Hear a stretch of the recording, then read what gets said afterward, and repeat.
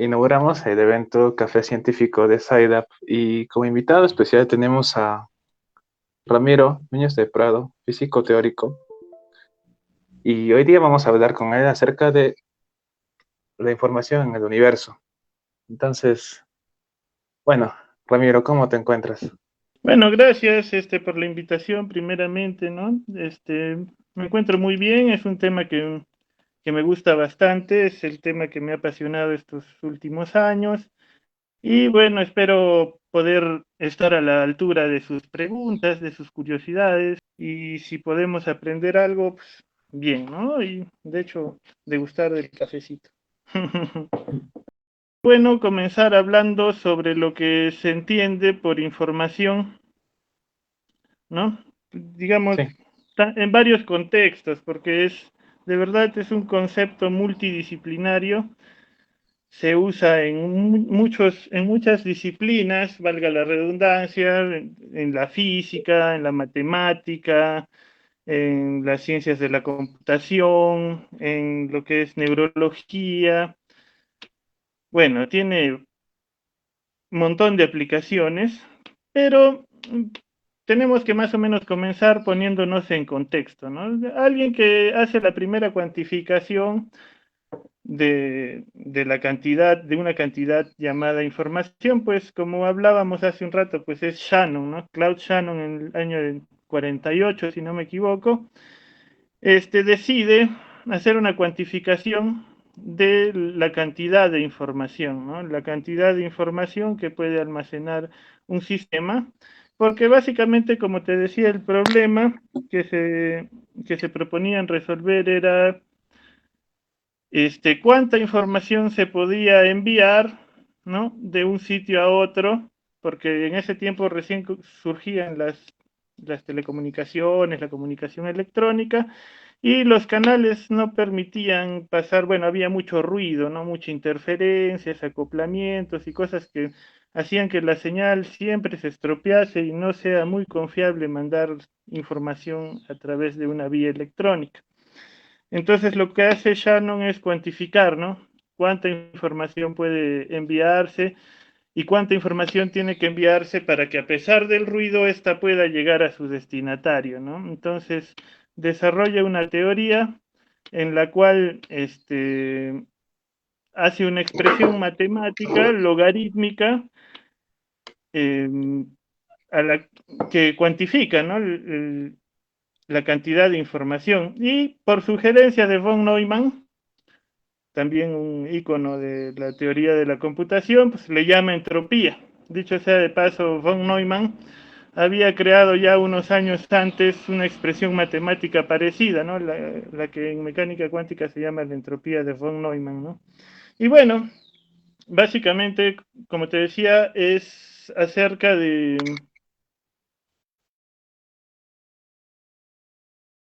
un sistema, ¿no? Ahora, la cantidad mínima,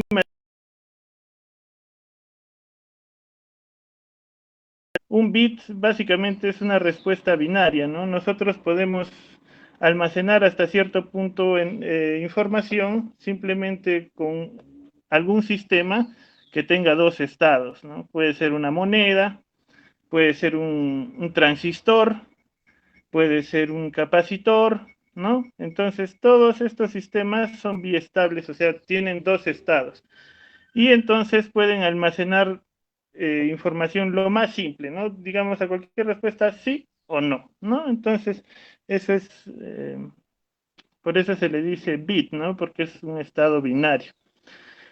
Y bueno, básicamente, mientras uno va aumentando bits, uno puede representar más símbolos, más cosas, ¿no?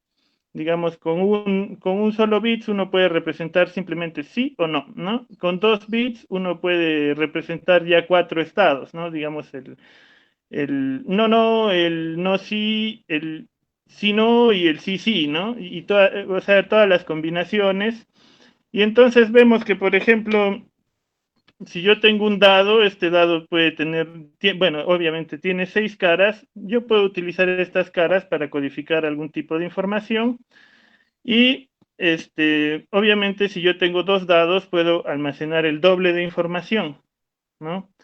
Entonces, sin embargo, para almacenar ese doble de información yo tengo 36 estados con el dado, ¿no? Porque puedo jugar, digamos, con el 1 y con 6 posibilidades del otro, con el 2 y las otras 6 posibilidades del otro, y así sucesivamente puedo ir combinándolas hasta 6 por 6, 36 veces, ¿no? Vemos que cada vez que vamos aumentando sistemas que tienen un número determinado de estados, estos estados se van combinando y van creciendo rápidamente, mientras que la cantidad de bits o la cantidad de información o de estados que tiene el sistema simplemente se va adhiriendo, ¿no?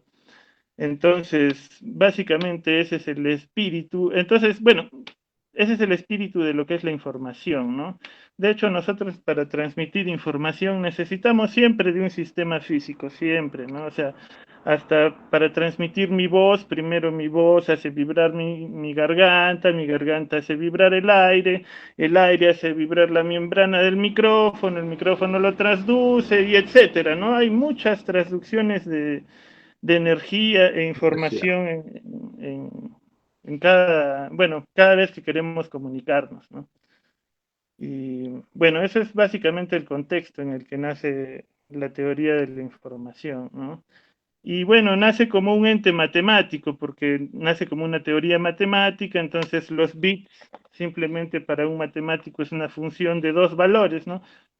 Por conveniencia le llaman 0 y 1, ¿no? Para un electrónico, pues un bit es un sistema físico, un hardware estable, ¿no? Como te decía, un capacitor puede ser porque puede estar cargado o puede estar descargado. Un transistor puede hacerlo porque puede conducir electricidad o puede dejar de conducir electricidad y así sucesivamente, ¿no? Entonces, pero en lo que es la física, da la coincidencia que esta expresión matemática que, ¿cómo se llama? Que cuantifica el número de información, o mejor dicho, la cantidad de información, es exactamente la misma expresión matemática que Boltzmann descubre, ¿no? Con respecto a lo que es la entropía. Entonces, por eso es que a la cantidad de información también Neumann le recomienda a Shannon llamarle entropía, ¿no? Y básicamente esa es su relación con la física a nivel más básico, ¿no? De hecho, a partir de ahí ya hay mucho más. No, no sé si hay preguntas, quieres preguntar algo para que no sea un monólogo también, ¿no? Claro. Bueno, la información, ¿no? Es algo que nosotros tenemos como un hecho preconcebido, ¿no? Que simplemente existe, no está codificado ya, ¿no? Pero como tú dices, no nos preguntamos ese fundamento físico, ¿no? Porque el sistema físico que acabas de mencionar, que incluye las transducciones de energía, cómo, cómo surge la voz y se convierte en un impulso eléctrico, ¿no? O Ujú, cómo nosotros creamos ese sistema que nos permite traducir nuestros símbolos en un código, ¿no? En un código que está representado por ceros y unos. Entonces, ujú, estos conceptos son importantes para nosotros porque es algo que debería ser enseñado que, a nivel universal, ¿no? Para saber de dónde es que nosotros podemos comunicarnos con tal facilidad, ¿no? Y con tal rapidez, porque, como mencionaste antes, estos códigos mejoraron la calidad de la transmisión de la información. Y no solo la calidad, sino en términos de eliminar el ruido, sino en términos de velocidad, ¿no? Porque nosotros utilizamos esos ceros y unos, eh, esos encendidos y apagados para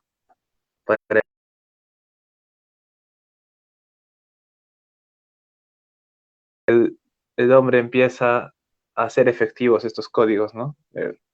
Porque es importante saber que hay un grado de efectividad de un código, ¿no? Ah, bueno, Yo puedo, perdón, perdón, sigue, te estoy sí, cortando, sí. ya. Por ejemplo, yo estaba leyendo un poco sobre el tema y vi que se podía mandar el mismo mensaje con, por ejemplo, para enviar un nombre, un nombre que incluye varios símbolos, ¿no? Dependiendo de nuestro alfabeto. Eh, Ujú. por ejemplo, que tendría 6 letras, ¿no? De 26 disponibles y reduciéndonos a nuestro idioma, ¿no? Digamos mi nombre que es Sergio, tú podrías enviarlo con cada letra con varias señales distintas, ¿no? Podrías decir la letra S, por ejemplo, ¿no? Que sí es S y que no es otro elemento, ¿no? Pero tendrías que enviar muchas señales, ¿no? ¿Cómo tú haces para enviar mi nombre en el alfabeto con la menor cantidad de señales posibles, ¿no? Vi que dividían el número total de señales por la mitad. Y esa era una señal, ¿no? Si la letra de mi Claro. nombre estaba en la primera mitad. Eso es para seleccionar, ¿no? Al azar, es un mecanismo de selección al azar el que tú has estado, bueno, al que tú refieres, ¿no?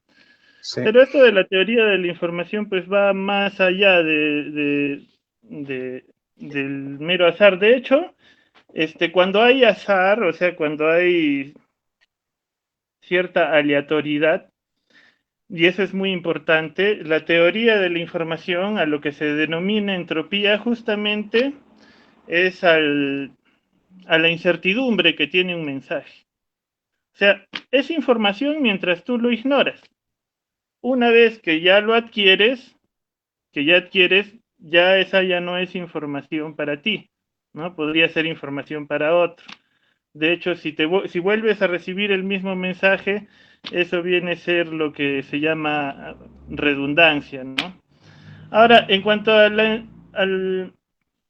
lo interesante de esto es, bueno, podemos decir, va, pero el lenguaje es una convención que nosotros hemos inventado. ¿Y qué cosa tiene que ver esto con el mundo de la física, no? El mundo de la física, pues no es una convención, es algo que existe fuera de nosotros, ¿verdad?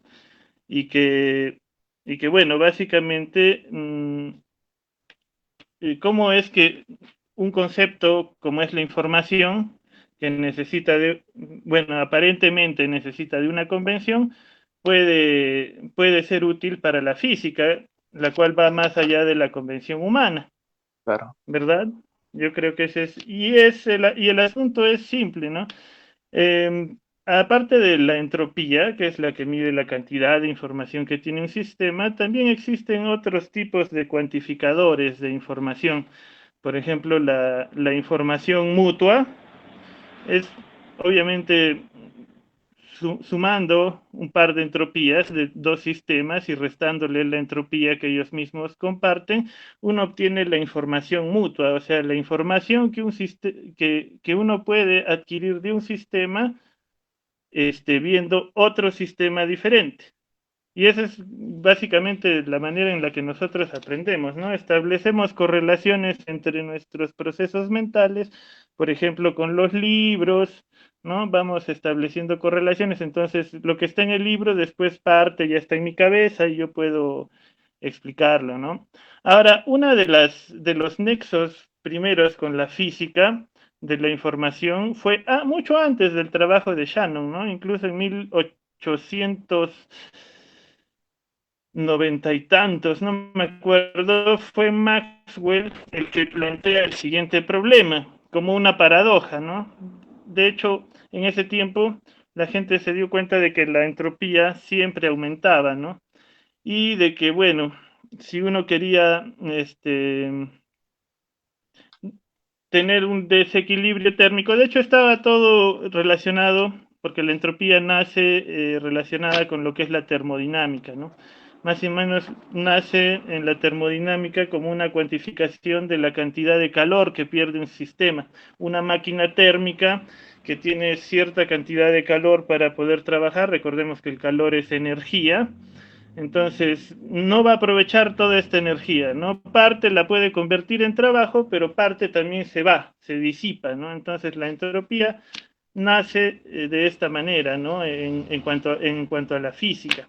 Ahora, cuando se hace la suposición molecular, o sea, se hace la suposición de que, por ejemplo, el aire y los gases están conformados de átomos, de partículas, entonces Boltzmann, mejor dicho, Ludwig Boltzmann, hace una estadística, ¿no? Hace una estadística mediante la cual él obtiene los resultados de la termodinámica, que hasta ese entonces era una ciencia netamente experimental, ¿no? Todas las relaciones entre temperatura, volumen, presión, estaban cuantificadas y relacionadas, pero de manera experimental, ¿no? Y a través del trabajo de Boltzmann es que esta cantidad se convierte en una cantidad estadística, relacionada justamente con el número de estados accesibles a un sistema. Aquí también un poco de analogía con lo que es la entropía de Shannon, que es la entropía de la información, que también te da más o menos, que está dada en función a la cantidad de estados que puede acceder un sistema. Entonces Maxwell se preguntó lo siguiente, dijo, ¿y si hubiera un ser pequeño, pequeño, muy pequeño, que estuviera, digamos, en una caja dividida por un tabique? Este tabique divide dos áreas, bueno, dos volúmenes de la caja, y este ser pequeño podría ver los átomos individuales, entonces podría, cada vez que viene un átomo hacia la derecha, un átomo muy veloz, abre la compuerta, pasa al compartimiento A, y cada vez que ve en el compartimiento A un átomo muy lento, pasa al compartimiento B, ¿no? Y así sucesivamente. Entonces, después el compartimiento A va a estar lleno de átomos muy, muy rápidos, el compartimiento B lleno de átomos muy, muy lentos. Por lo tanto, como la temperatura es un reflejo de la energía de movimiento de todas estas moléculas, pues el A va a estar muy caliente y el otro va a estar muy frío, ¿no?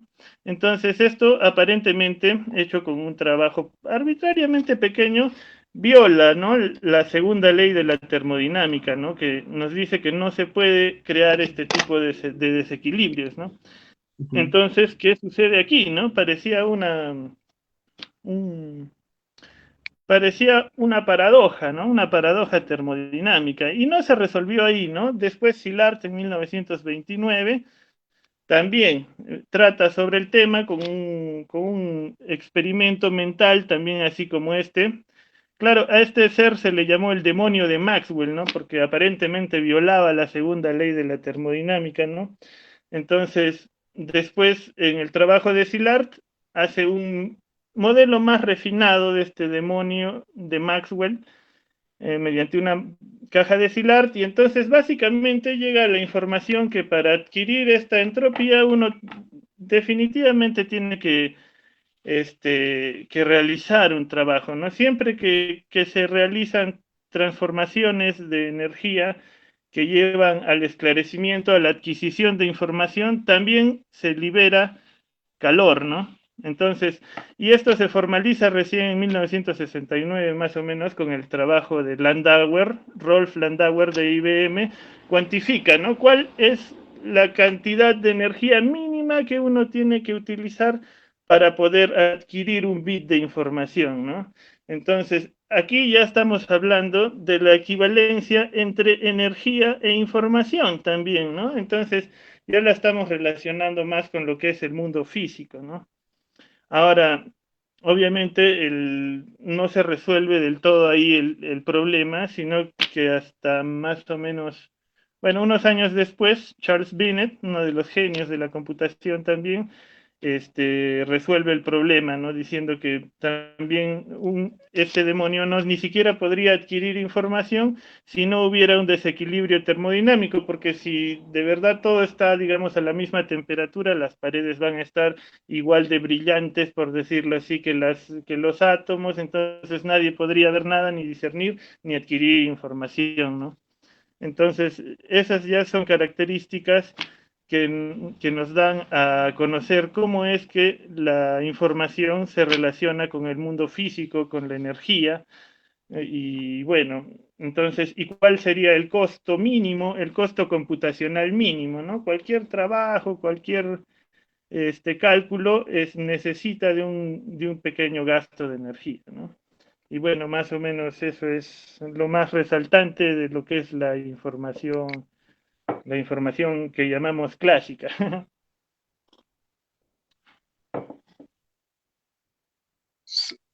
Genial. No sé si tienes alguna Sí, pregunta o alguien. sí, el recuento es importante, ¿no? Justo me has hecho acordar de cuando dicen que la entropía, las leyes de la entropía, ¿no? Esos conflictos que había antes, que no se podían probar, las leyes de la termodinámica, el hecho de que todo esté en un continuo desorden, ¿no? Eh, en un desorden creciente. No se podían probar con las leyes de la cinética, ¿no? Con el movimiento, ¿no? Entonces, hay, hay esa tendencia a lo experimental, ¿no? Hasta cierta época, ¿verdad? Bueno, la física en realidad tiene dos caminos principales para hacer ciencia básica, ¿no? Una es la física teórica y otra es la física experimental, ¿no? De hecho, la física como tal es una ciencia fáctica, o sea, tiene que, para declararse un conocimiento físico, o sea, como física, tiene que estar comprobado experimentalmente, ¿no? Pero la comprobación experimental es una cosa que, si bien nos da la certeza, pero no es, o sea, no es el método común, ¿no? Generalmente los descubrimientos se han hecho primero con un Teóricamente. papel, un lápiz y una cabeza, ¿no?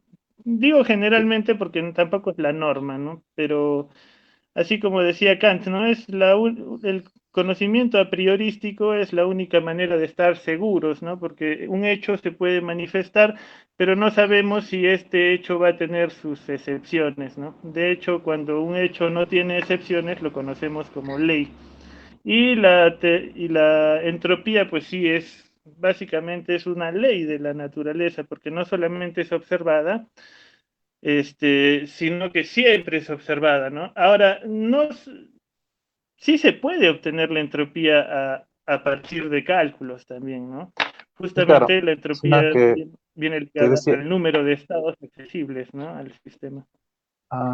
sí, no te decía que en los orígenes, recuerdo haber leído que eh, esas leyes de termodinámica se hacían experimentalmente, ¿no? Pero no podían demostrarse, y había un problema ahí. No sé si, Ah, claro, o sea, de hecho, ley quiere decir hecho experimental que nunca se rebate, ¿no? claro, Pero algunas de estas leyes sí, o sea, posteriormente han encontrado deducción teórica, ¿no? Como la de la entropía, ¿no? Es más, ajá. el año pasado también leyendo un artículo vi una deducción teórica de las leyes de Newton, ¿no? Sí, sí, Imagínate, ¿no? yo no me perdí, Este, no he entendido, ¿verdad? mm, bueno, yo tampoco ahorita tengo el detalle de la deducción, si no te lo explicaría un poco mejor, pero básicamente también se basa en el concepto de entropía e información, ¿no? O sea, de eso no hay escapatoria últimamente. Ahora, a, lo que más me gusta a mí es lo que es la información cuántica. Es más, esto tiene implicaciones más profundas todavía, porque bueno, a nivel clásico podemos decir sí, podemos cuantificar las señales, los impulsos, las interacciones, en base a, bueno, esta cantidad que se llama información, y etcétera, ¿no? ¿Por qué? Porque nosotros en nuestro mundo asumimos que las cosas están, ¿no? Están, y bueno, es sano, asumir que las Claro, cosas existen en sí mismas, ¿no? Yo agarro mis libros, estos libros existen para que mí tienen, que y tienen son muy solo concretos, un estado concreto, claro, y en la claro. mecánica cuántica Entonces, no, claro. pero por ejemplo, Niels Bohr sugería que la realidad se conforma en el evento cuántico de medición, ¿no? A ver, primero vamos a hablar un poquito de mecánica cuántica, pero a nivel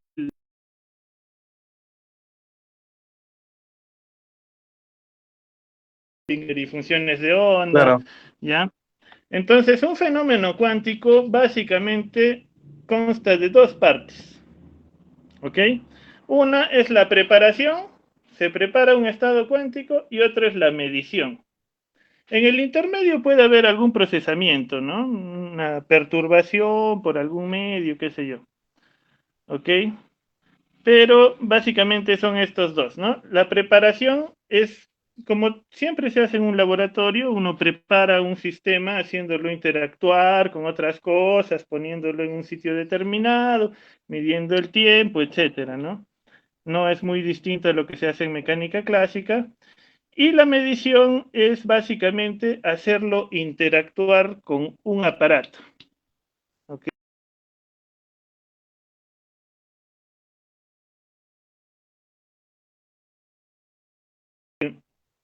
Uno puede extraer justamente la información de qué está ocurriendo ahí. Ahora, en cuanto al formalismo de la mecánica cuántica, pues existe el principio de superposición, ¿no? O sea, si bien la ecuación de Schrödinger predice cómo va a ir esta función de onda, o sea, predice cómo va a desenvolverse en el tiempo el sistema, pero qué medición va a ser la que va a manifestarse al mundo concreto es lo que no se sabe, y es lo probabilístico en mecánica cuántica. ¿Ok? Entonces Bohr postulaba que la realidad se conforma en esa interacción a la cual llamamos medición o preparación, ¿no? En la preparación se conforma un tipo de realidad y no tiene ninguna realidad objetiva hasta que es medido. Cuando es medido, ahí otra vez tiene una realidad objetiva porque a través de otra medición uno puede corroborar el resultado de esto. Entonces ya es un hecho concreto. Pero Einstein estaba en desacuerdo, ¿no? Decía, no, es imposible, ¿no? Las cosas existen más allá de nosotros, las observemos o no las observemos, ¿no? Lo que se llama determinismo, era determinista causal, y el otro era emergentista, ¿no? Entonces, incluso Einstein hizo un famoso artículo en 1935 con Boris Podolsky y Nathan Rosen, en el cual fabricaban un método para poder vencer el principio de incertidumbre, ¿no? Heisenberg había postulado que uno no podía medir al mismo tiempo dónde estaba una partícula y cuál era su estado de movimiento. Cosas que son bien básicas en la mecánica clásica, ¿no? Porque en la mecánica clásica, si quieres saber qué sucede con algo, cuál es su acción, entonces tienes que posicionarlo en el espacio y saber hacia dónde va y a qué velocidad, entonces tú vas a poder predecir en un futuro posterior. Pero el principio de incertidumbre de Heisenberg decía que eso no se podía, ¿no? Y era visto más como un problema epistemológico que como un problema ontológico, ¿no? O sea, más del método, era un problema visto más como de método que como de esencia misma, ¿no?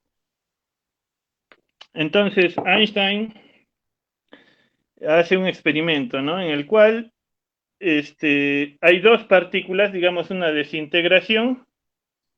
Entonces, si yo mido dónde está una partícula, a partir de esa desintegración voy a saber dónde está la otra. Entonces, si yo le mido la cantidad de movimiento a esta otra partícula, como existe la conservación del movimiento, voy a saber qué cantidad de movimiento tiene la otra. Entonces dijo, ve, lo resolví, ¿no? Te, y aparentemente tenía razón, ¿no? Porque se podía, o sea, no, si no hay una conexión causal entre estas dos partículas, uno podía realizar mediciones independientes y adquirir información de la otra, porque estaban correlacionadas, ¿no? Ahí surge más o menos esto que llamamos el entrelazamiento, ¿no? Y decía Einstein que para que se cumpla el principio de incertidumbre, pues tendría que haber una acción fantasmal a distancia, ¿no? Lo decía en tono de burla. Entonces, bueno, esto sugiere que habían variables ocultas, ¿no? O sea, si bien el principio de incertidumbre dice que no se podía conocer la posición y la cantidad de movimiento al mismo tiempo, entonces Einstein lo que postulaba es que esa información estaba ahí, era parte del sistema, existía objetivamente, pero estaba oculta, ¿no? Entonces ahí es lo que surge, ¿no? Lo que dicen teoría de variables ocultas, ¿no? Y esto no se zanja hasta 1964, más o menos, con el trabajo de John Bell, que asume, asume la objetividad de las propiedades de las variables, ¿no? Asume que existen y genera toda una inferencia estadística en la cual uno puede contrastar de que esto funciona. Pero cuando utilizamos la mecánica cuántica, vemos que estas desigualdades que obtiene Bell no funcionan. O sea, es realmente el supuesto de las variables ocultas se reduce al absurdo, ¿no? Es absurdo, no se puede pensar en eso. Entonces vemos de ahí que no existen variables ocultas y que un sistema recién toma cierto valor de sus variables en la interacción que llamamos observación. Y de hecho, la observación, muchos dicen, bueno, pero ¿qué tiene que ver el ser humano si está observando o no está observando? No es el ser humano. El sistema cuántico no interactúa con un ser humano, interactúa primero con un aparato. Y esa interacción es la observación. De hecho, nosotros para observar cualquier cosa necesitamos que esta cosa interactúe, ¿no? Yo para observar mis libros tengo que hacer que estos interactúen con la luz y la luz es la que llega a mis ojos, ¿no? Entonces, básicamente ese tipo de interacción es a lo que le llamamos observación. Y básicamente lo que obtenemos es información acerca del sistema. Ahora, eh, mientras no está siendo observado el sistema, va a seguir un conjunto de reglas muy diferentes al que se esbozan en la mecánica clásica, donde hay fuerzas que interactúan unas con otras. En la descripción cuántica no existen las fuerzas, ¿no? Existen las interacciones, existen las transformaciones. Estas transformaciones son unitarias en el sentido de que conservan la probabilidad, pero no tienen nada que ver con las fuerzas que observamos en el mundo físico, en el mundo clásico, ¿no? Entonces, vemos que hay cierto nivel de... Bueno, de hecho, se rompe este concepto de lo que es el determinismo, ¿no? Ahora, entonces, mientras no es observado el sistema, obedece las leyes de la mecánica cuántica, lo que quiere decir que puede estar comportándose como si estuviera en todos sus estados posibles. Y es más, unos estados pueden interferir con otros estados, cual si fueran ondas, y crear todo un espectro de estados observables que de no interactuar, que de no tener esta propiedad a la que llamamos coherencia cuántica, pues no tendría. Entonces vemos más o menos que la naturaleza, estado fundamental, se comporta como un procesador, pero un procesador no de información clásica, sino de información cuántica. Cuántica. De hecho, tenemos ciertas entradas, ¿no? Entradas de información, cierto procesamiento de información y ciertas salidas, ¿no? Básicamente tal cual se comporta un ordenador, ¿no?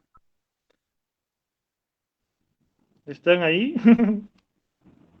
Sí, wow. Me has hecho formular el concepto de observación y de medición de acuerdo a la mecánica cuántica. Claro, de hecho el universo se está observando a sí mismo en todo momento, porque todas las cosas interactúan con todas las cosas, entonces se correlacionan unas cosas con otras, se llevan la información de un sitio, de otro sitio. Los aparatos de información, o sea, los aparatos de medición tienen esa propiedad. Lo que hacen es se correlacionan su información con la información del sistema y esta correlación se va propagando por el aparato, va amplificándose, ¿no? Porque de hecho son interacciones muy pequeñas, muy elementales, pero van amplificándose en una cascada de información que llega pues hasta un observador humano que dice, oh, ¿por qué cambió de color mi papelito, no? Entropía. Ahora, esa intención del hombre, ¿no? De cómo llegar a identificar el mínimo cambio para, para percibirlo, ¿no? Eh, Esa es una de las metas que tiene el hombre ahora, ¿no?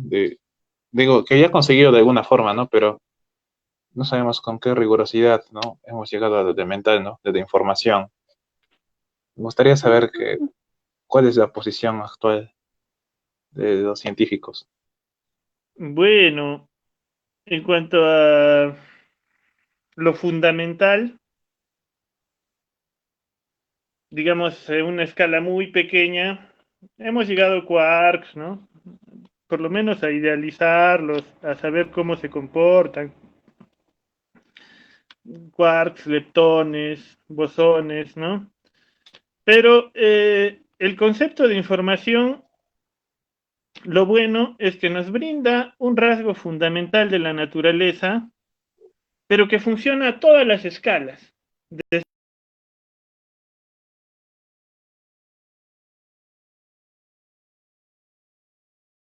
Porque no importa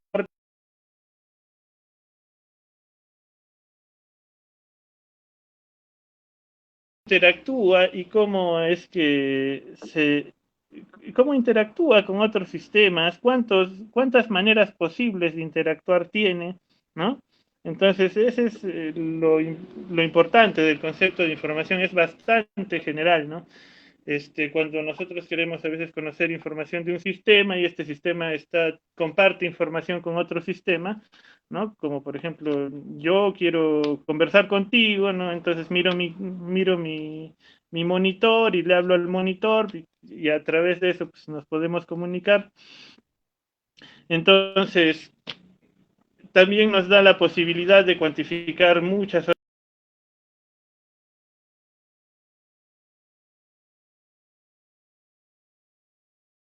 información es sinérgica, o sea que no existiría si no estuviera el sistema interactuando con otras partes del sistema, ¿no?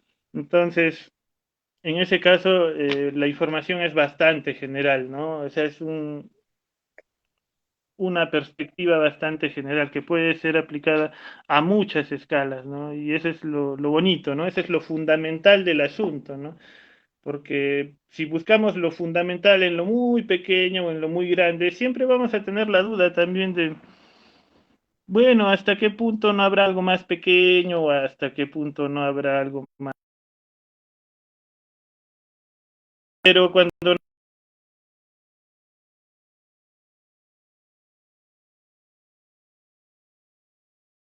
incluso están surgiendo en estos últimos años muchas teorías algo especulativas aún, porque no todas han tenido contrastación, o bueno, muchas de ellas no tienen contrastación, pero que nos brindan una perspectiva del mundo bastante maravillosa, ¿no? Por ejemplo, nosotros diríamos, bueno, ¿qué tiene que ver el cosmos con esto de la información? ¿Qué tiene que ver un agujero negro con la información? ¿O qué tiene que ver el universo, ¿no? con la información? Entonces, de hecho, se hicieron estudios, ¿no? Jacob Bekenstein y Stephen Hawking fueron los pioneros en estudiar la termodinámica de los agujeros negros, ¿no? Y de poder cuantificar de alguna manera la información, la entropía de un agujero negro, refiriéndose a unidades de área del horizonte de suceso, ¿no? Y esto ha llevado a conocimiento, bueno, no conocimiento porque todavía no está, como te digo, no está experimentalmente comprobado, pero a teorías de cómo funcionan los agujeros negros, cómo podríamos construir un agujero de gusano, por ejemplo. y cosas que realmente sí están comprobadas, ¿no? Como por ejemplo la teleportación cuántica. Existe la teleportación cuántica, ¿no? Ya no es una cosa de fantasía, sino que es un hecho físico, es un hecho concreto, ¿no? Y utilizando estos protocolos también se espera poder manipular información en agujeros negros y hacer que estos agujeros de gusano sean atravesables, ¿no? Incluso hay quienes han teorizado acerca de la estructura misma del espacio-tiempo como una estructuración en base a estas correlaciones cuánticas, ¿no? De información cuántica. Eh, si recordamos esto del entrelazamiento cuántico, es básicamente dos sistemas que comparten su información, ¿no? De hecho, no tienen una información particular, pero como sistema completo tienen una información completa, ¿no? Una información específica. Entonces, nosotros podemos utilizar estas correlaciones cuánticas llamadas entrelazamiento para poder teleportar estados cuánticos de un sistema a otro. Entonces, no solamente aquí portamos lo que es la información, sino también portamos el estado físico del mismo sistema a otro sistema, ¿no? Entonces, aquí en la mecánica cuántica ya existe como una sujeción más firme, ¿no? Entre lo que es el software y el hardware, ¿no? De hecho, cuando uno corre una simulación cuántica, lo que se espera es que se obtengan los resultados tal y cual se comportaría un sistema, ¿no? Eso en cuanto a la computación cuántica, que también ya es una realidad, ¿no? Entonces, bueno, estas herramientas nos están brindando una perspectiva del mundo que cada vez se va ampliando y se va volviendo más maravillosa e increíble de lo que parecía ser, ¿no? Incluso eso me hace pensar en la búsqueda de una simulación perfecta, ¿no?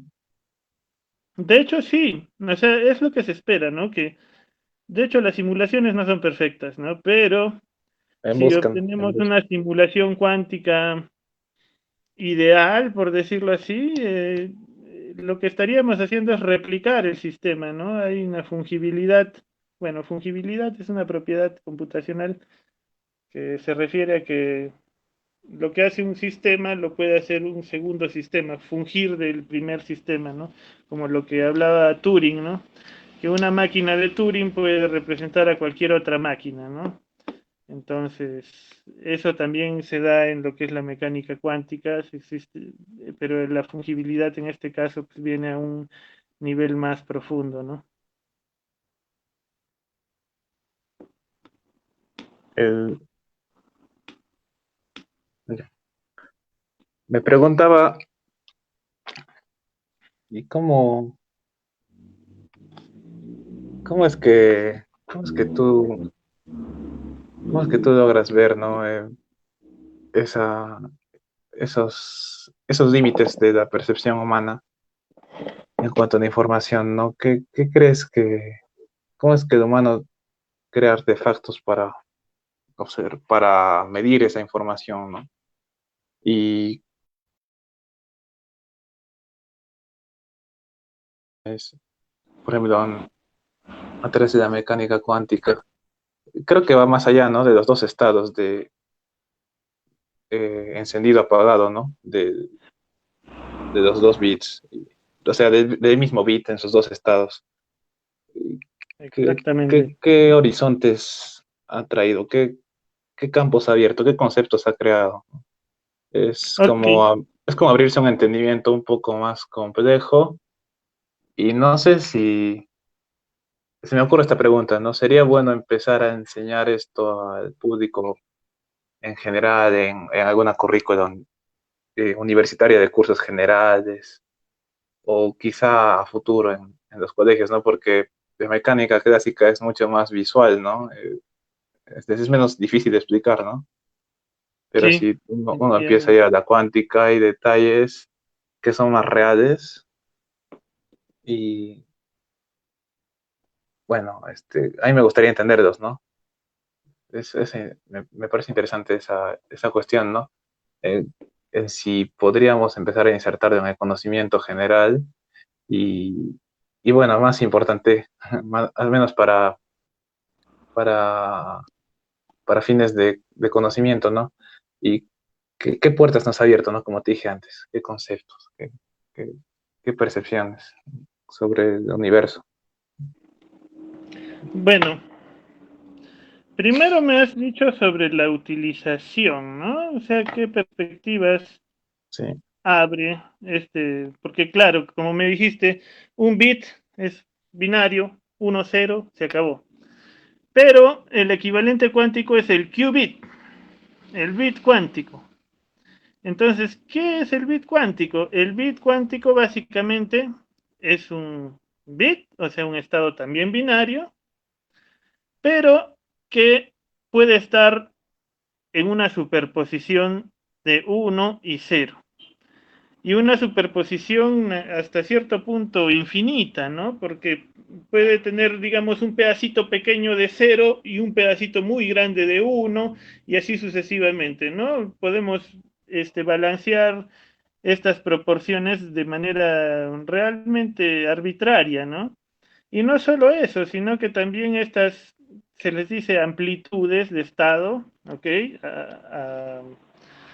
A la cantidad que va a representar a cada uno de estos estados, a la proporción que van a tener, son también números complejos.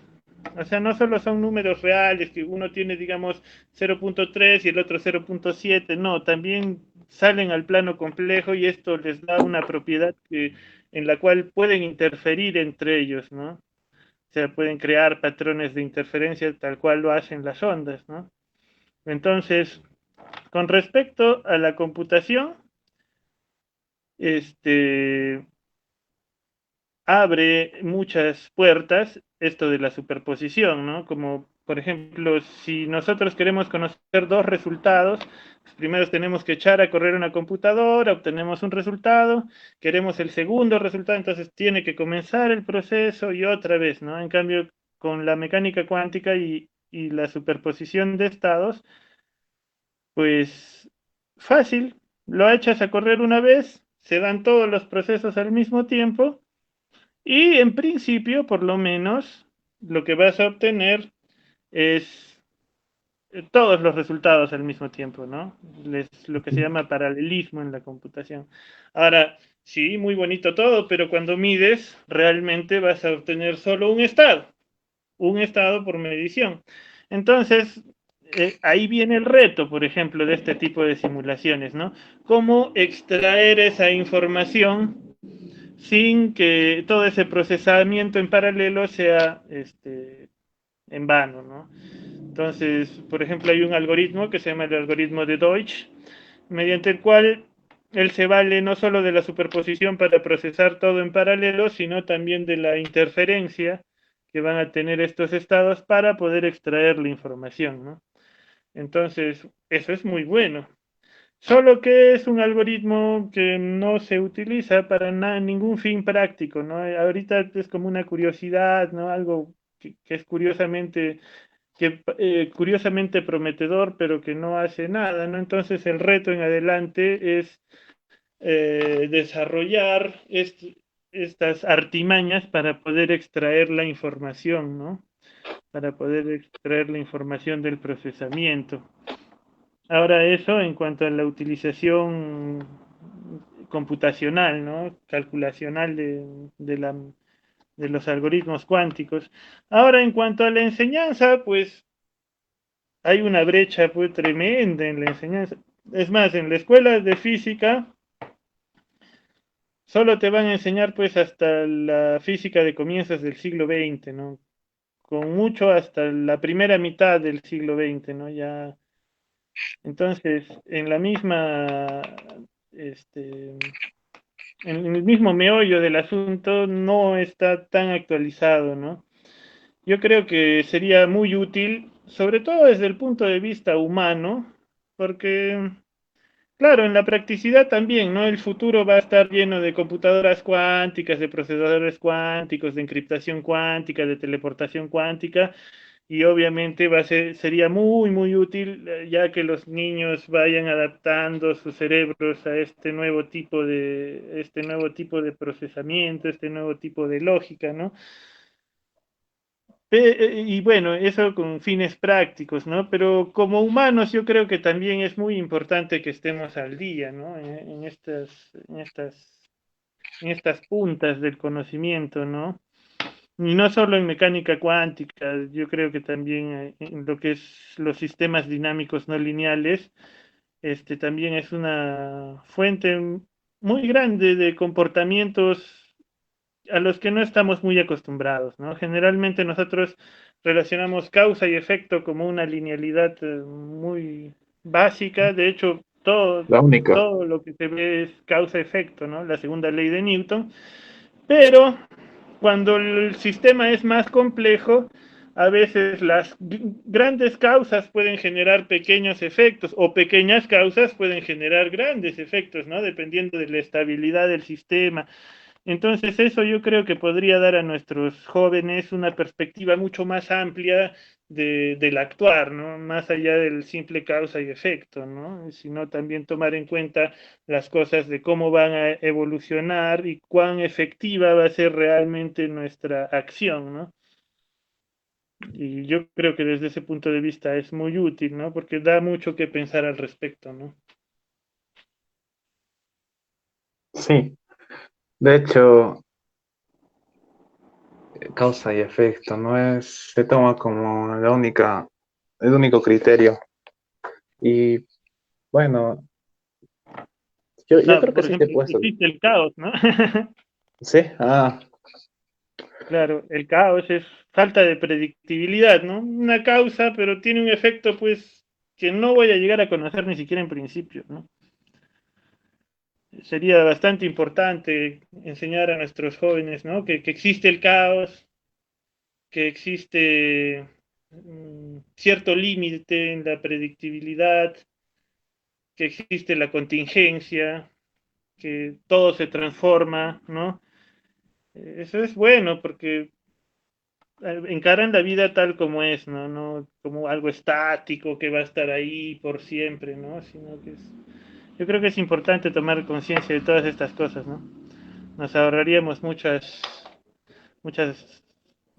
qué sé yo, muchos tanteos, muchas fantasías, ¿no? sí, muchos Y círculos fantasías viciosos también. sí, sí, claro. Información.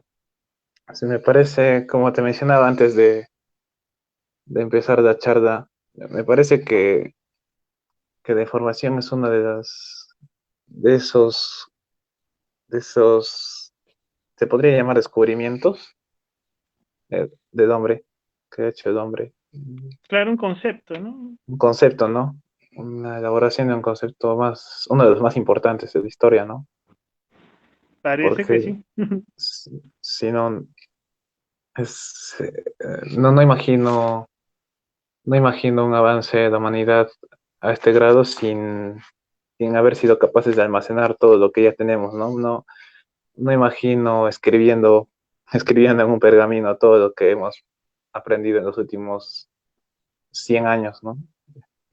Mm, claro. A mano, a Eh, puño y letra. Es, es bastante,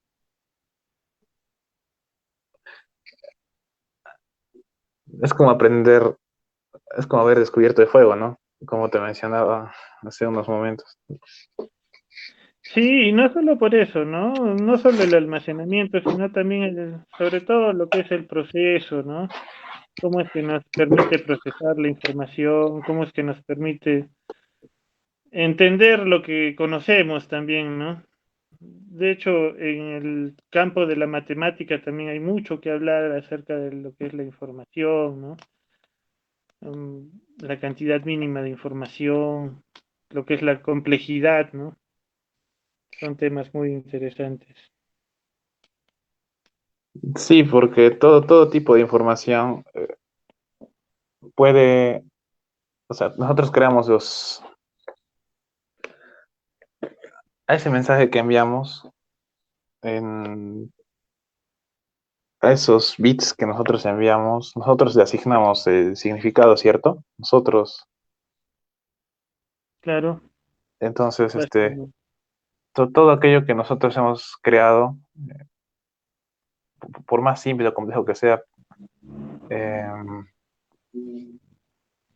va con la intención de ser enviado por esta vía, ¿no? Entonces, yo digo, ¿cómo es que el hombre tiene esa capacidad de transformar todas sus abstracciones, sus pensamientos en un código de ceros y unos? Eso me parece fascinante. Y no solo esto, sino ordenarlos de la manera en que se pueda cuantificar con mayor efectividad esta información, ¿no?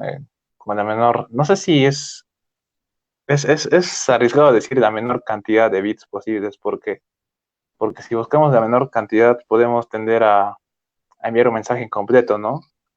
Eh, Bueno, no sé, la menor cantidad, pero mientras sea lo justo, o sea, creo que ese es más bien lo bueno. Sería sintetizar la información, ¿no? A un nivel en que se reduzca tanto como se pueda, pero no más de lo que se deba, ¿no? uh-huh. Y también había, como mencionabas, el otro extremo, ¿no? La redundancia.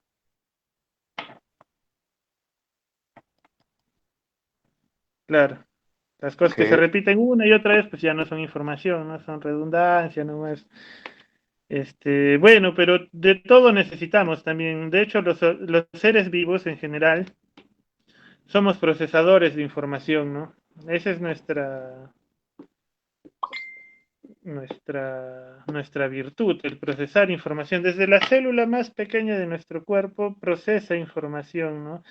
Eh, Recibe estímulos, reacciona con respecto a los estímulos, activa partes de su ADN, suprime partes de amplifica. su ADN, amplifica, ¿no? Entonces, traduce. Entonces, básicamente los seres vivos somos procesadores de información, ¿no? Naturales, ¿no? Autoorganizados. La naturaleza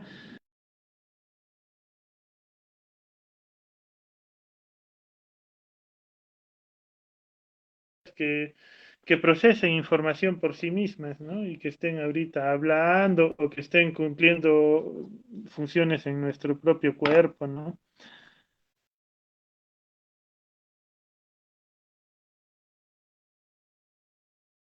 Todo lo que estamos hablando, ¿no? De hecho, todo lo que es lo nuevo en cuanto al estudio de las células y de las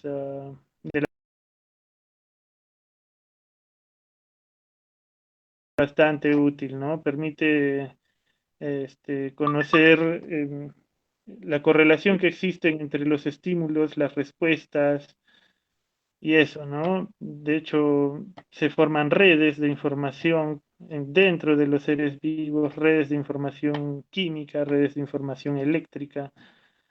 Y bueno, dicho ese de paso, este concepto de información pues, también nos permite hacer formalismos en cuanto a cosas que antes no se pensaban, ¿no? Los organismos biológicos se veían muy lejos de lo que es la física, el determinismo, el reduccionismo, siempre han sido palabras bastante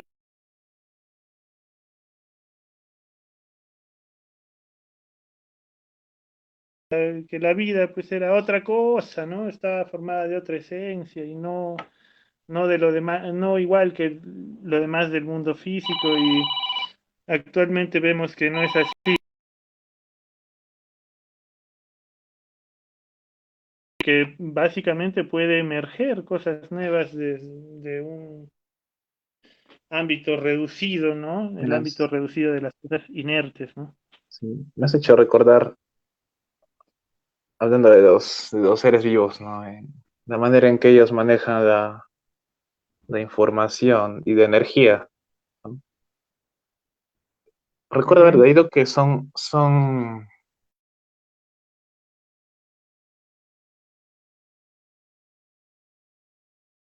procesadores. son procesadores muy eficaces. Vi Más o que menos, ¿ah? pierden, Podrían ser más.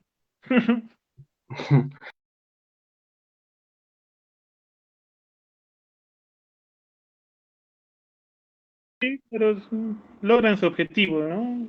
Hasta por- cierto punto. porque yo pienso en la eficacia con la que manejan la energía, ¿no? Por ejemplo, pierden energía mucho más lento que un objeto inerte. Este, eh, un objeto que se enfría Mm, rápido.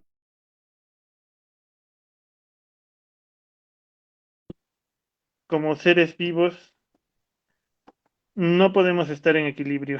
Equilibrio significa muerte. Equilibrio significa entropía máxima. Ujú. Equilibrio significa muerte para nosotros. Entonces nosotros tenemos que constantemente también mantener un desequilibrio termodinámico, un desequilibrio químico, ¿no? Por eso comemos, por eso respiramos, por eso tomamos agua, por eso tenemos entradas y salidas, ¿no? Entradas y salidas. Nosotros no consumimos energía, nuestra energía pasa, fluye, se utiliza, se disipa, se, se forma estructuras, ¿no? Entonces no es algo estático, de hecho necesitamos este desequilibrio para poder estar vivos y para poder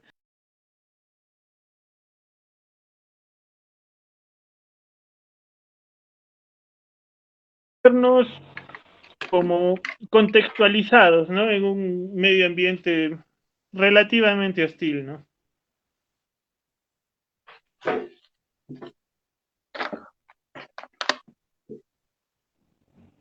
Sí, de hecho,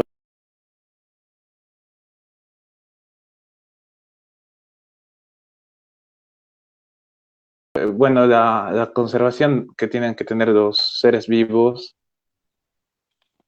es algo que los diferencia de los seres inertes. Ahora, también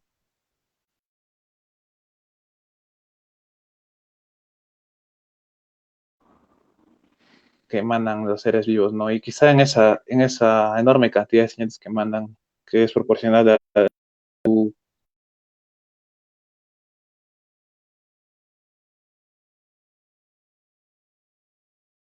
La evolución también, No, no si sé es qué, otro o sea, concepto. claro, la evolución básicamente tiene dos connotaciones, ¿no? Una como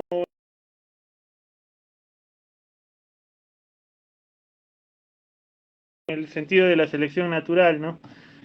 Ahora la selección natural pues dota de ciertas cosas, de ciertas capacidades con respecto al medio ambiente y básicamente lo que hace es seleccionar las cosas.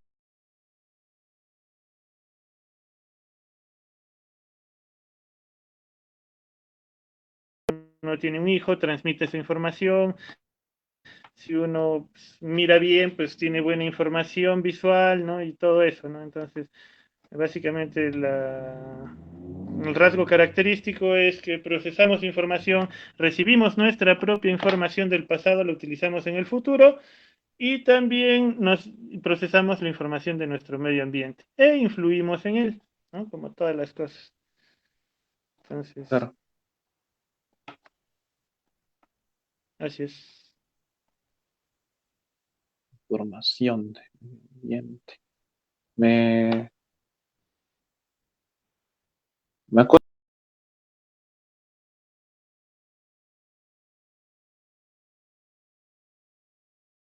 alguna vez no, sí, en el grupo estamos conversando sobre este tema, ¿no?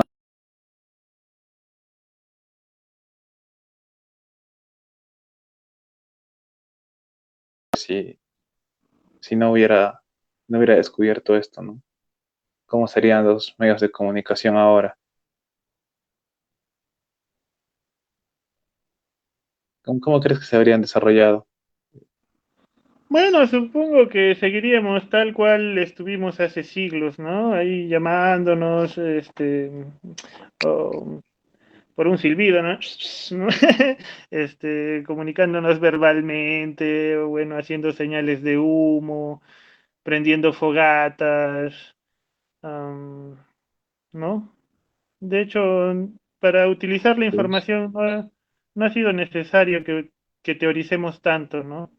Pero sí sí, para optimizar eso lo que podemos hacer con los sistemas físicos utilizados para el procesamiento de información, ¿no? Sí.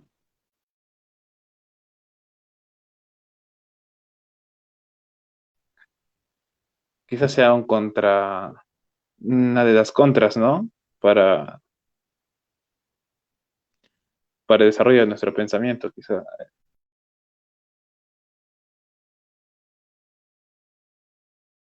Progreso, ¿no?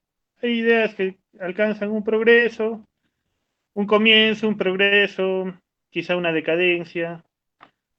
Entonces, esta idea ha progresado y nos ha permitido, como siempre que conocemos algo, manipular la naturaleza. Y bueno, no digo que hayamos hecho algo muy excelente con la naturaleza manipulando, pero ojo, eso es más tarea de los tecnólogos, ¿no? ¿Para qué demonios utilizan el conocimiento? Más la ciencia está abocada a lo que es producir ese conocimiento, ¿no? Es como un cuchillo, ¿no? Yo tengo mi cuchillo, lo puedo usar para hacerme mi comidita, para estar contento, para abrirme un regalo en mi cumpleaños, o puedo matar a medio mundo, ¿no? Entonces, de hecho, pero lo que sí nos da una herramienta, ya sea una herramienta del pensamiento o una herramienta material, es poder, ¿no? Poder hacer cosas. Y mientras más útil la herramienta, más cosas puedes hacer, ¿no? La utilidad de información. Otra de las cosas que ha permitido, ¿no? Es el hecho de que de que se hayan desarrollado muchos usos, es también consecuencia de que ahora todos tenemos acceso y todas estas reacciones en cadena son consecuencia de esta rapidez, ¿no? De transmitir la información. ¿No? De verdad, no deja de sorprenderme este concepto. Creo que, Claro, creo que las aplicaciones, nunca había encontrado tantas aplicaciones para un concepto. Como-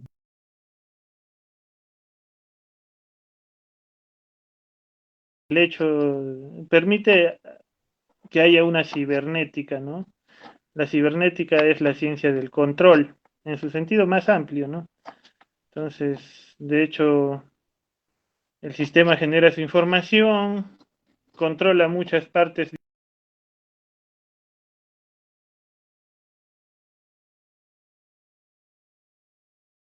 los colectivos, catástrofes.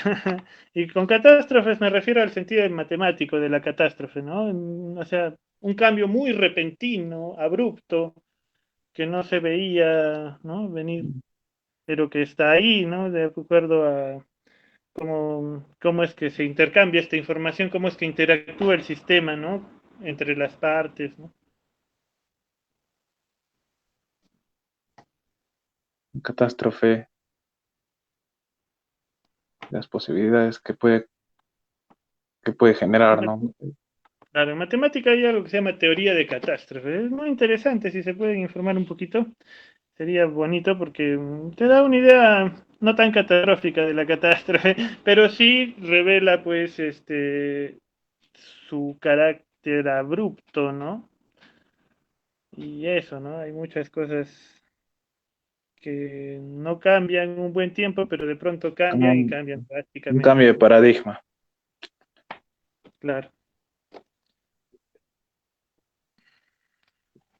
¿Alguna Sí, preguntita más? sí, hay alguna pregunta en el chat. A ver, A ver, vamos a revisar. pues creo que no hay nada. A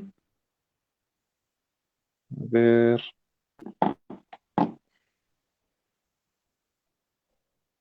ya, hay unas preguntas que nos han enviado por privado en los formularios que enviamos Ah, ya, por ok. nuestra página. A ver, vamos a leerlas.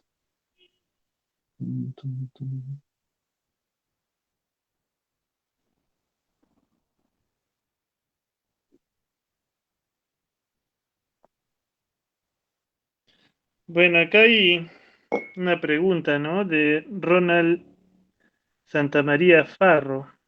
A ver, Dice, las desigualdades de Bell nos da una verificación experimental. ¿Considera que este teorema está más cercano a Einstein o a favor de Bohr? Ok, entonces, bueno, como les decía, ¿no? Einstein consideraba que había una, por lo menos en el mundo cuántico, en el mundo de los átomos, de las cosas elementales, pues había una realidad objetiva exterior al experimento, ¿no? Que no dependía de cuál iba a ser el contexto, mientras que Bohr decía que la realidad se creaba en ese acto de información, ¿no? Entonces, bueno, la violación de las desigualdades de Bell, que están formuladas partiendo del supuesto de que existen propiedades objetivas, pues es es un método en el cual se rebate, ¿no? Se rebate la posición de Einstein y Bohr sale victorioso, ¿no?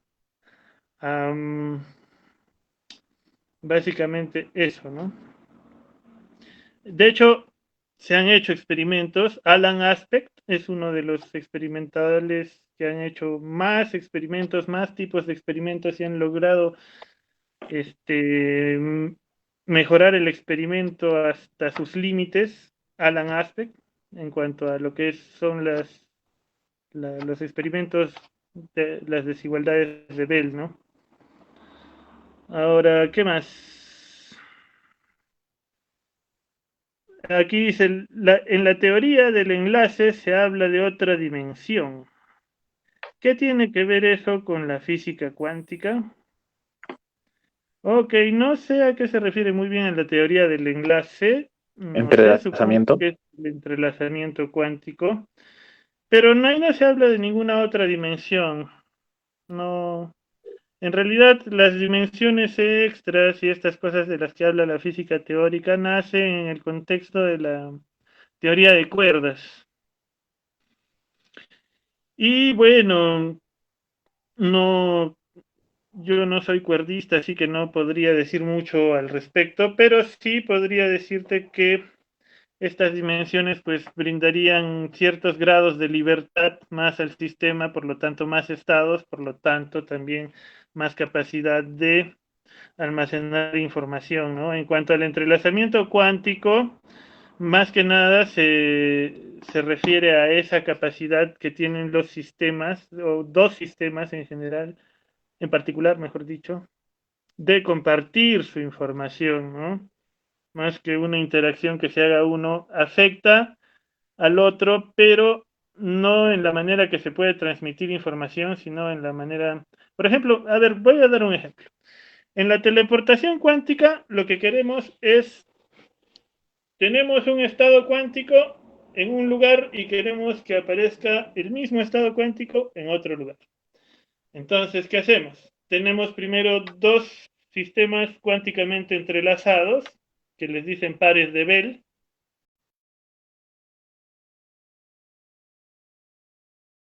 al sitio donde queremos que llegue la información y otro se queda con el que quiere enviar la información.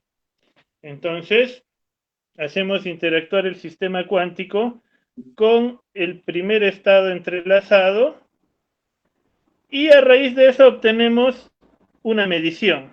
Medimos qué resultó de esa interacción. Entonces, esa información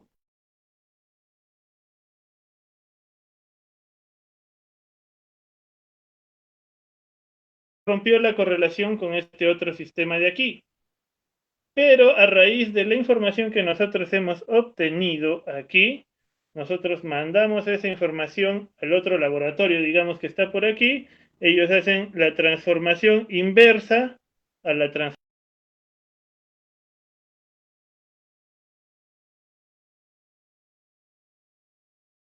Se transmite información más rápido que la luz, porque de hecho necesitamos un mensaje clásico, digamos, llamarle por teléfono y decirle, mira, mi experimento me ha dado tal resultado.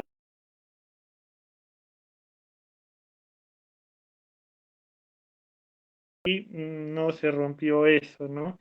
pero básicamente trata de eso, ¿no? De la correlación, el entrelazamiento cuántico, una correlación fuerte, una correlación que no se ve en la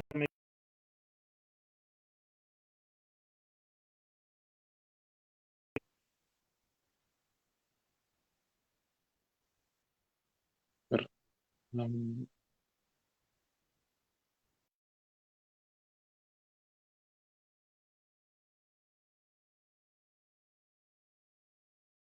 ¿no? A ver, sí, justo les iba a comentar. Chicos, pueden dejar sus preguntas. En la fanpage está el formulario de Google. Ahora, me, me dio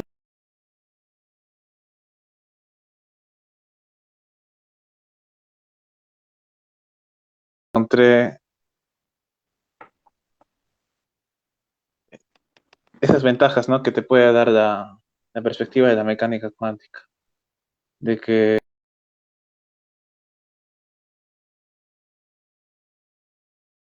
era, se pueden juntar, se pueden juntar dos características distintas, ¿verdad? Y que no interactúan de la misma forma que clásicamente, ¿no?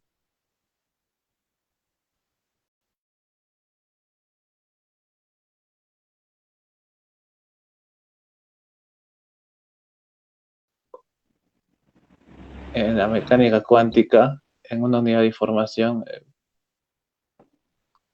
la interacción entre dos sistemas funciona de una manera distinta. Y creo que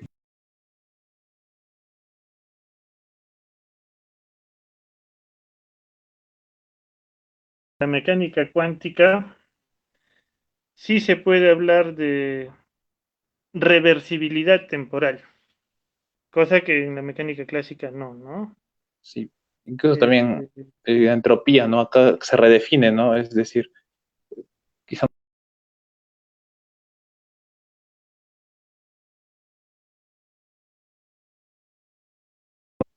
y modifica lo que tenemos preconcebido como teoría de la información, ¿no?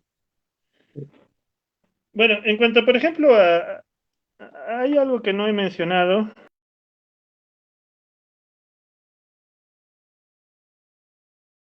bits cuánticos, Exacto. que por ejemplo, Lo- cuando lo- yo tengo 10 bits clásicos, tengo solo esos 10 espacios para almacenar mi información.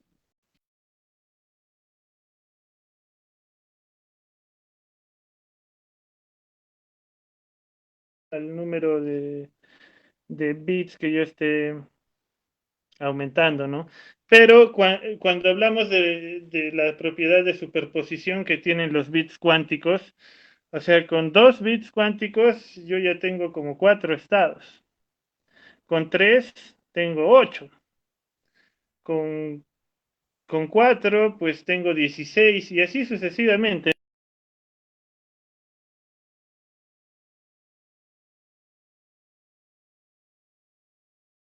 A ver, ¿dónde está mi calculadora? A ver, mientras que con, digamos, 50 bits clásicos solo tiene 50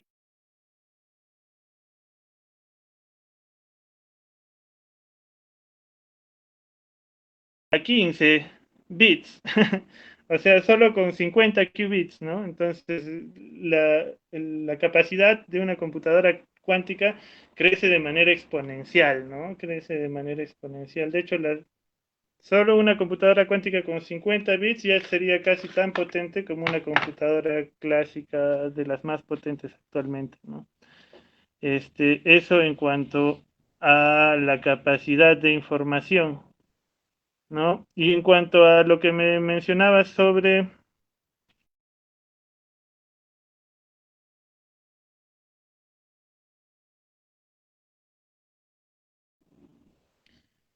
este, básicamente entonces, en cuanto a eso, lo que se dice es que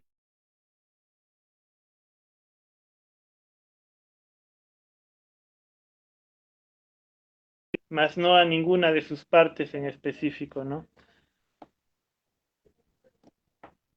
No sé si contesté tu pregunta. Sí,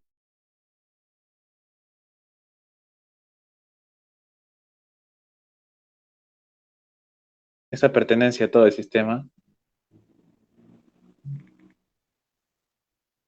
me hace recordar a las generalizaciones que de alguna manera se hacían en mecánica clásica, ¿no?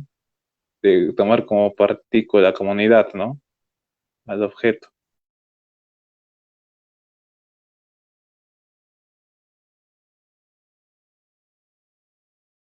Pertenecen a todo el sistema. Sí, Ujú. me hacen recordar a las generalizaciones que se hizo en la mecánica clásica, ¿no? Eh, de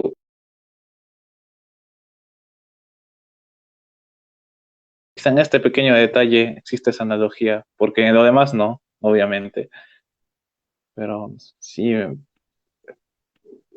generalizar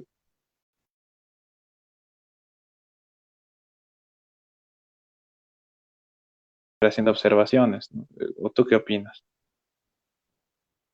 No, la verdad no te entiendo muy bien. Sí, sí, sí, también creo que me he ido un poco de tema.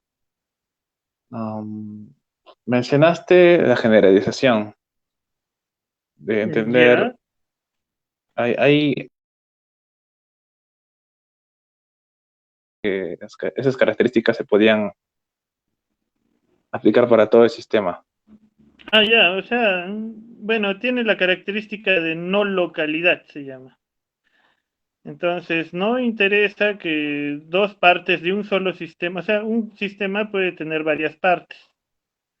Y estas partes no necesariamente tienen que estar en contacto ni interactuar las unas con la otra, sino simplemente haber interactuado en el pasado, haberse correlacionado y es como magia, están entrelazadas, entonces en el futuro podemos manipular estas, estas partes del sistema para poder utilizarlas como canal de información, básicamente. Genial, es como romper esa barrera, ¿no? De la cuarta dimensión. Más o menos, porque como veíamos en el ejemplo de la teleportación, tenemos dos canales. Uno, que es el canal cuántico, que es el que permite que el estado tal como está, porque, o sea, el estado cuántico ni siquiera de una sola medición vamos a poder decir con precisión en qué estaba antes de ser medido. No vamos a poder. Pero el canal cuántico hace que este estado, o sea, la información de este estado que nosotros queremos teleportar, se, se disperse en todo el sistema al mismo tiempo, pero no podemos romper, digamos, la causalidad en el sentido de que la información vaya más rápido que la luz, porque igual vamos a necesitar medir aquí y comunicar de alguna manera clásica al otro, y eso lo vamos a hacer a lo mucho a la velocidad de la luz, mediante una llamada telefónica, un chat, qué sé yo, ¿No? y para que pueda llevarse efecto lo que es la teleportación, ¿no? Ahora, aquí también leo un comentario que pregunta, ¿cómo sería la transmisión de información en una cuarta dimensión? Bueno, generalmente nosotros nos referimos al espacio tridimensional, ¿no? Porque necesitamos tres números para poder describir un punto en el espacio y esta cuarta dimensión, pues a veces cuando hablamos, sobre todo en el contexto de la mecánica, bueno, de la mecánica relativista, se lo adjudicamos al tiempo, ¿no? Y entonces, de hecho, la transmisión de información con una cuarta dimensión, pues básicamente es la que tenemos, ¿no? Que es que se propagan no solo en el espacio, sino también en el tiempo, ¿no? Ahora digamos que se estuviera refiriendo a una dimensión extraespacial, ¿no? Qué sé yo. Entonces, nada, la transmisión seguiría siendo la misma, ¿no? Basada en interacciones y más bien quizá podríamos tener más grados de libertad, o sea, más estados accesibles al sistema y quizá más capacidad para poder almacenar información, ¿no? Pero básicamente esta teoría de la información es bien general, ¿no? Podríamos aplicarla en general a un número arbitrario de estados y esa es justamente una de sus virtudes, ¿no? Que es general, se aplica en general, ¿no?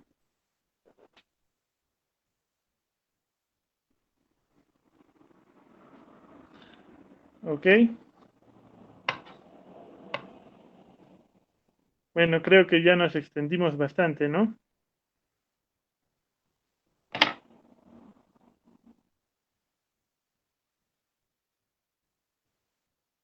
Bueno, creo que no hay más preguntas. Sergio, ¿estás ahí?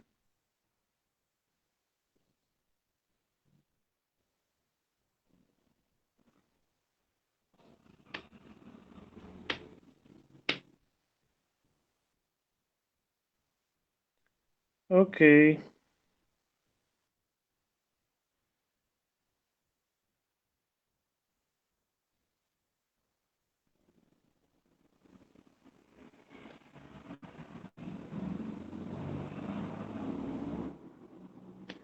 Bueno, Sergio, Sabrina, ¿están ahí?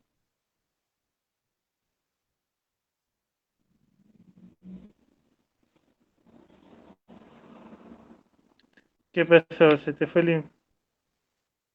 Qué raro. ¿Te escucha? Ahora sí. Ah, ya. Sí, justamente íbamos a responder a la última pregunta, porque A ver. sí, dice que la NASA está invirtiendo más de 370 millones de dólares en implementar tecnología 4G en la atmósfera lunar.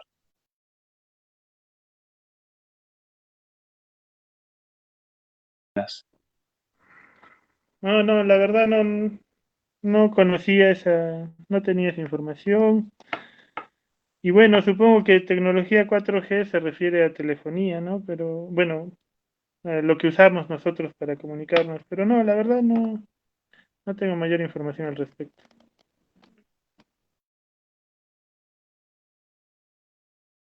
Gracias principalmente a ti, Ramiro, por aceptar ser parte de nuestro café científico en su edición inaugural.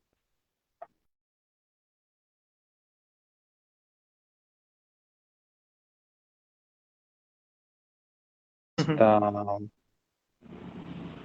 esta serie de ideas y conceptos que uno le rompen la base, ¿no? Del conocimiento que uno tiene.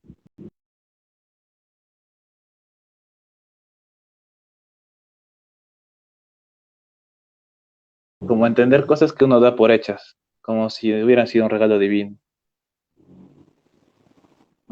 Y bueno,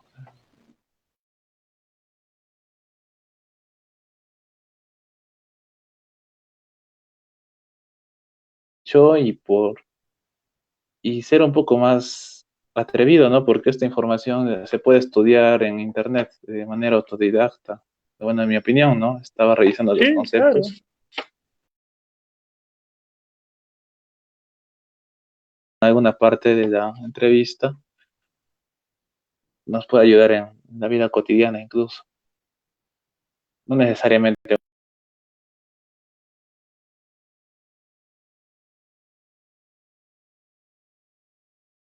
por habernos dado toda esta información y bueno, que espero que se vuelva conocimiento para todos los oyentes y participantes.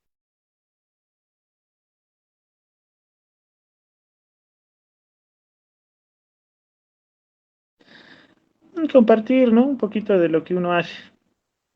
Sí, de hecho me has dejado con mucha información para buscar desde los bits cuánticos,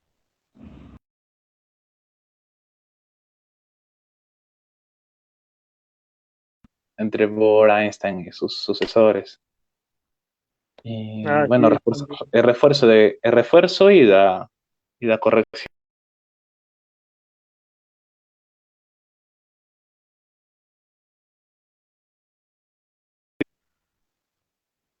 Y incluso da el recuerdo de que debemos revisar los conceptos constantemente, ¿no? Porque están en constante cambio y testeo. Ahora, Claro.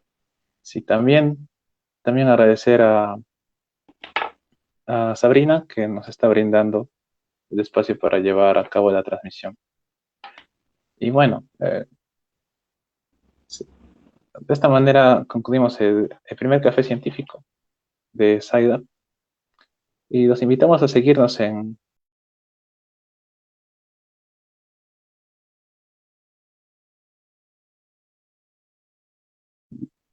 Bueno, eso sería todo por hoy.